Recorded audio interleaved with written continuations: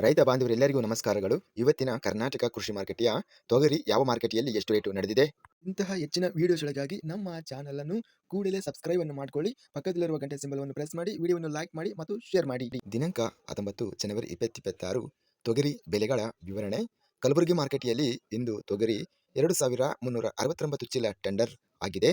ಕಡಿಮೆ ಬೆಲೆ ಕ್ವಿಂಟಲಿಗೆ 6302, ಹೆಚ್ಚಿನ ಬೆಲೆ 8101 ರೂಪಾಯಿ, ಮಧ್ಯಸ್ಥ ಬೆಲೆ 7601. ಕುಷ್ಟಗಿ ಮಾರುಕಟ್ಟೆಯಲ್ಲಿ ಇಂದು ತೊಗರಿ 457 ಚೀಲ ಟೆಂಡರ್ ಆಗಿದೆ.